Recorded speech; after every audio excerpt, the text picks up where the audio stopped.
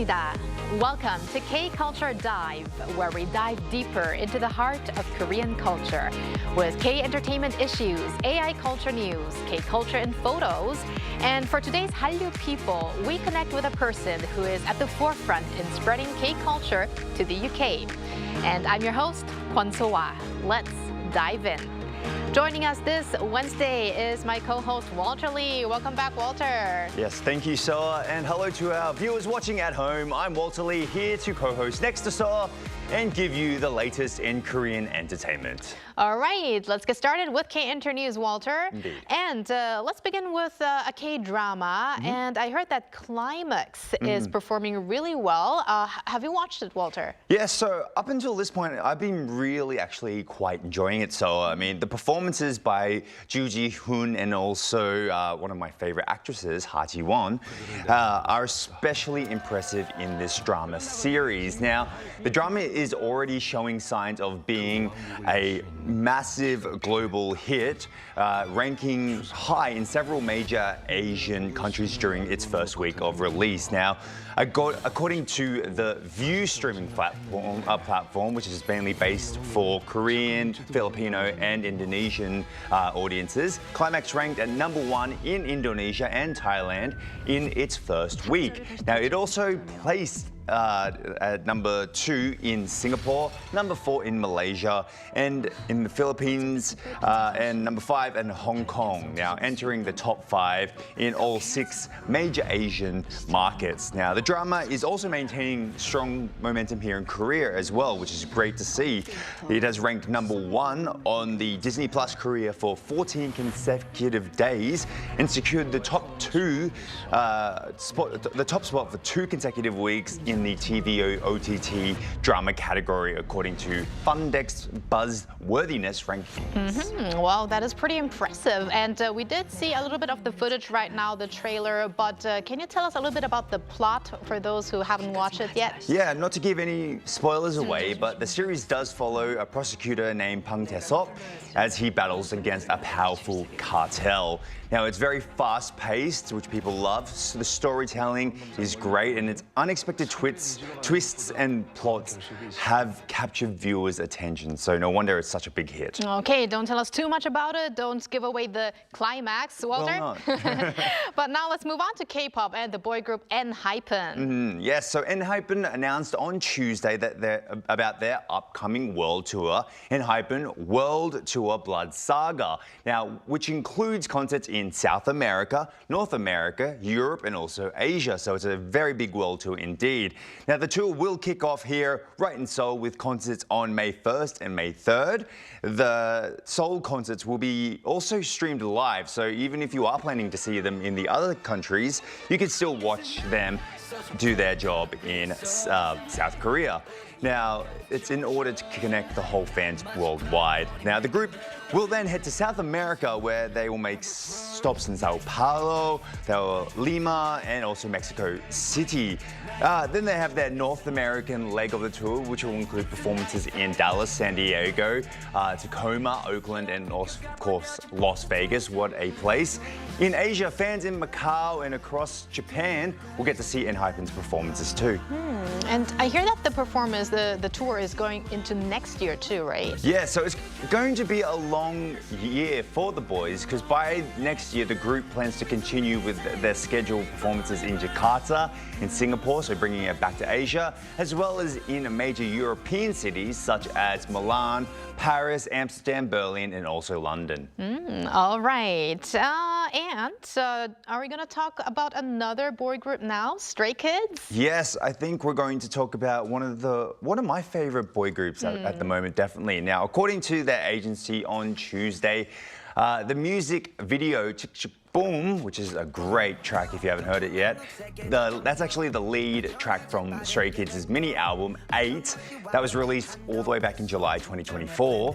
That passed 200 million views on YouTube. is making their 8th video reach that milestone. Now, the other tracks to do so are God's Menu, Backdoor, Thunderous, Maniac, S-Class, La La La La La, and Case 143. And Stray Kids were among the top artists of last year to really dominate the world of K-pop, and their popularity doesn't seem to be going away. Not at all. And as Bella reported last week, they were also just celebrating their 8th anniversary as well, where they also released Byobit or Stay, which translates to Starlight Stay, and is dedicated to specifically their fandom. So they have fans around the world and they are huge. Now that video has already reached 2.2 million views on YouTube and it seems to be just growing rapidly. Indeed, it's also on my playlist on my top 10 right now. But thank you very much, Walter, for those updates, and stick around. Will do. And now let's move on to our AI anchor Arirang for more on the culture front. Arirang. Thanks, Sua. Here's your AI guide to the latest cultural headlines from Korea. Let's begin with our top story. The government will introduce a K-brand government certification system to address the growing surge in counterfeit Korean products overseas.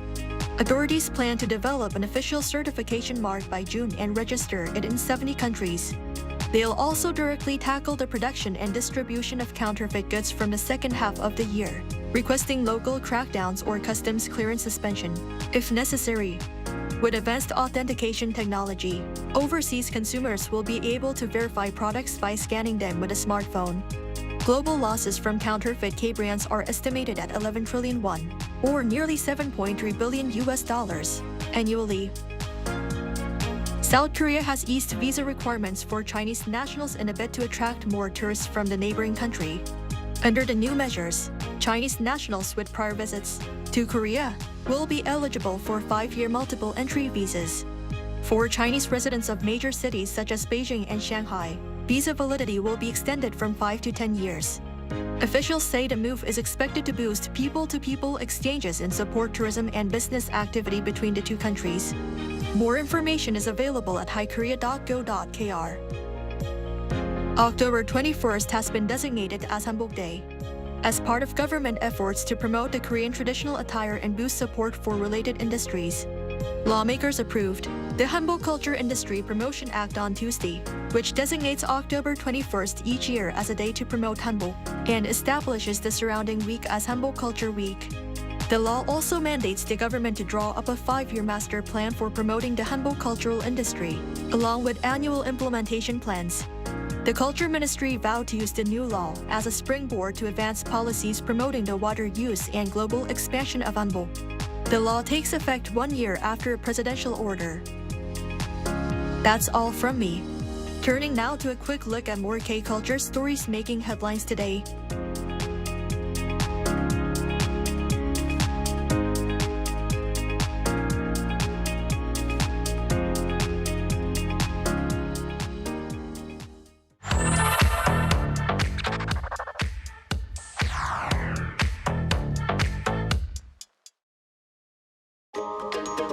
Through a single photo at a time, we take a closer look at culture in Korea. This is K-Culture in Photos. Let's read this word together. 봄비 or spring rain. When you hear the word spring rain, what comes to mind? In Korea, this time of year often brings light, gentle showers, and they are very welcome guests. Spring means warmer days and blooming flowers, but it also comes with fine dust and dry air. That's why this rain feels refreshing, almost like a natural reset. Take a look at this scene. People crossing the street under umbrellas of every color.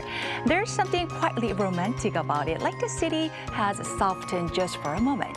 But is this really spring? Let's take a closer look.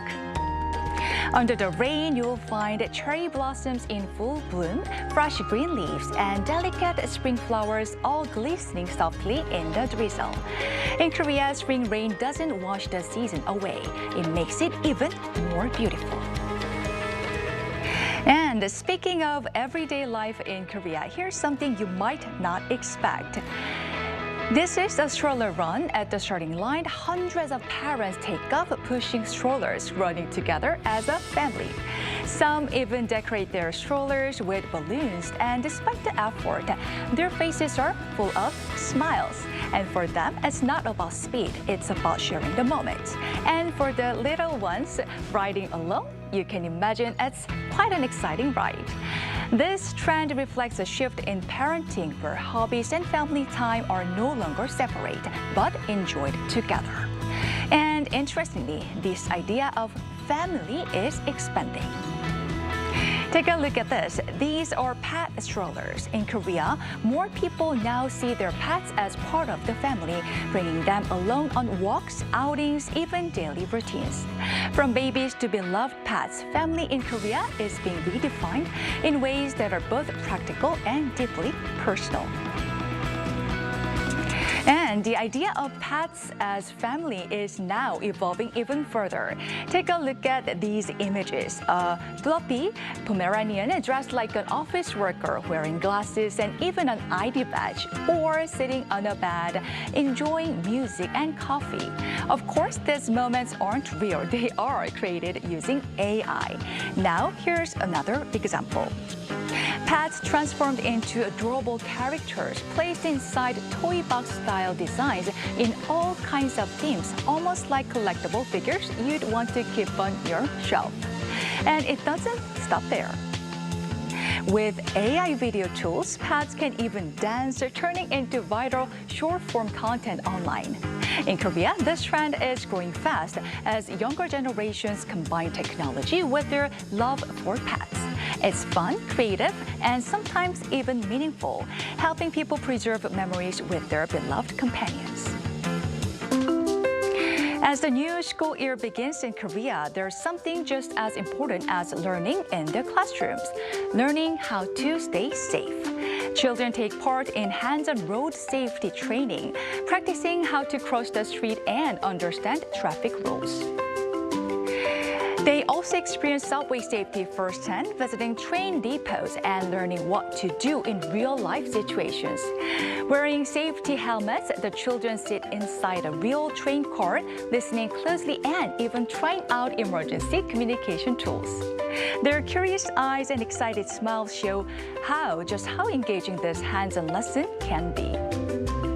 And with spring being a season prone to fires, fire safety education is just as essential. Dressed in firefighter uniforms, young children practice putting out flames, turning an important lesson into an engaging experience.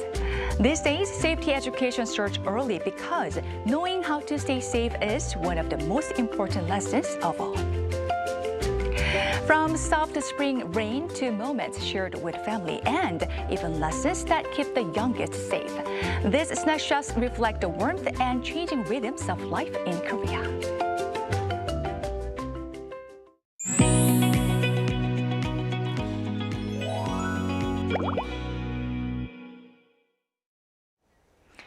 As Korean culture continues to rise in global prominence, there are individuals behind the scenes who have been growing its value on the ground. For today's Hallyu People, we meet Director Seung-hye of the Korean Cultural Center UK, an art historian and cultural administrator who has broadened the reach of K-culture across both domestic and international cultural landscapes. Let's connect with her now in London. Hello, Director Seung. Hello, Director. Thank you. It is my great, genuine pleasure to be here and a wonderful opportunity to reflect on what I believe is a truly significant moment for Korean culture internationally. We're very happy to have you on the show, Director Seung. And I see you are already promoting Korean culture by wearing a beautiful hanbok today. I mean, we just had our AI anchor Arirang report that hanbok has been designated, Hanbok Day has been designated, so very timely there. But Director Seung, let's start with talking a little bit about your career. You worked at multiple domestic and international museums, and you were also on the diplomatic front. I mean, we met before at the Foreign Ministry before, and currently you are the director of the Korean Cultural Center UK. So What led you to pursue this career overseas? My starting point is always passion of Korea, for object, for stories, for the histories that art carries across time. I began at National Museum of Korea and became increasingly drawn to the question how Korean culture travels and how it lands in another context and another consciousness. Working at Cleveland Museum of Art in USA gave me my first real answer. I realized quite quickly that conversation between cultures is never one direction. That experience of being genuinely changed by cross-cultural encounter became the thread I kept following through museums, through the Ministry of Foreign Affairs, and eventually here to London. And director, looking back, was there a defining experience or a kind of connecting link that ultimately led you to your current role? My time as Director of Cultural Exchange Division at Ministry of Foreign Affairs, the first civil cultural specialist in the role, it shifted my thinking from presenting culture to designing the condition in which genuine exchange become possible. The Korean Cultural Center UK exactly that kind of space. When the opportunity arose, I recognize it as continuation, as the same question I have been asking for many years. So, Director, if I'm correct, you're now in your third year in this position. So what would you say has been the most significant change at the Korean Cultural Center UK during your tenure? I wanted to deepen the center's intellectual ambition to position it not only as the venue for cultural programming, but as a place of genuine dialogue between Korean and British cultural thinking. The K-Culture Forum reflects that, as does our more systematic engagement with institutions like the British Museum and major universities. What has struck me the most is how many British people have come to embrace Korean culture not as something foreign or fashionable, but as a genuine part of their own lives, their music, their food, and their way of seeing the world. Right. Recently, we did hear a lot about how K-culture has become a part of lifestyle in the UK and not just having those aspects of K-pop or K-food there. But how has the Korean Cultural Center in the UK evolved over time, and what role has it exactly played? The center's evolution mirrors how Korean culture has changed in global perception. There was a time when the work was largely introductory, making Korea visible. The phrase is now behind us. The question now is how to contribute to British cultural life, not just representing Korean culture within. We are no longer at the margins of the conversation. We are genuinely part of it. Right. And director, were there any moments when things felt particularly challenging? If yes, what kind of mindset helped you navigate those times? Managing large-scale programming with a very limited resource, navigating very difficult institutional cultures, balancing diplomatic and artistic creativity. There are genuine tensions. What helps me was returning to the artwork itself. When administrative weight becomes heavy, time spent with art restores a sense of purpose quite quickly. There is a spirit of Korean aesthetic 제 뜻을 펼치다 in 훈민정음, the belief that every person has a heart worth expressing freely and fully. The quiet conviction has sustained me through the harder moments more than anything else. I think what you just mentioned helps many people during hardships. A very great phrase or saying in Korea. Now, Director Son, the K-Culture Forum, which you have mentioned earlier, has been held in the UK for several years now. Are there any standout achievements or memorable episodes that come to mind? The forum has something I am genuinely proud of because it refuses to be merely celebratory. One moment that stays with me is watching a prominent British journalist, BBC, and speak about Korean culture with such unguided affection. It struck me and that Hallyu is not something that was designed from above. It is a new model of soft power that grew from below, from the heart of audiences around the world. Witnessing that from the outside only deepened my own conviction. Now, based on your experience living in the UK, how do people there perceive Hallyu? Yeah, people here engage with Korean culture with considerably more sophistication than a few years ago. Enthusiasm is still there, but what has shifted is the depth.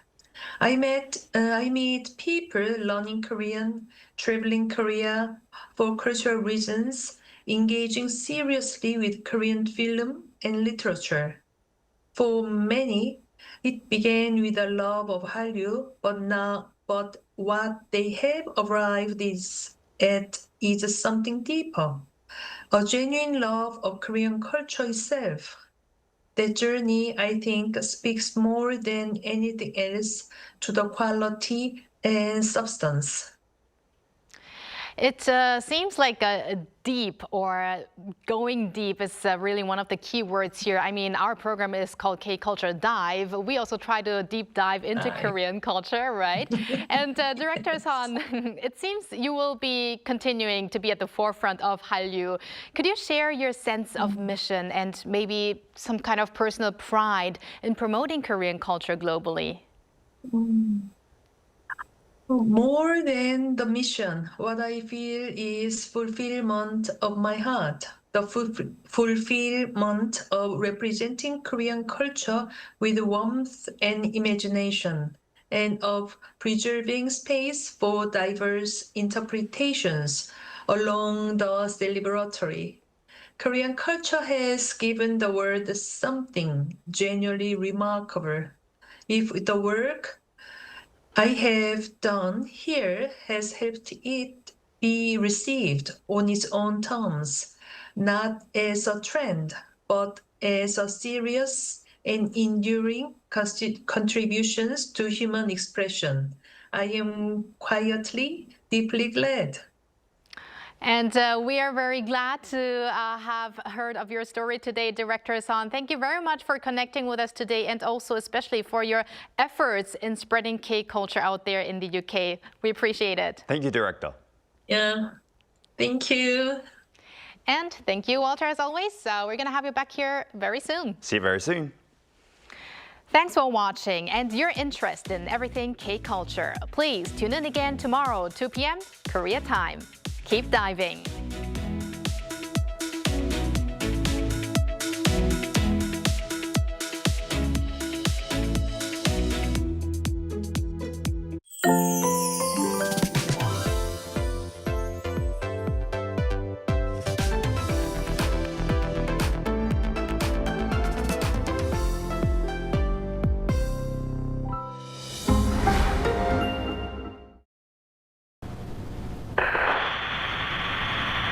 Good evening and welcome to the 10 o'clock edition of Arirang News.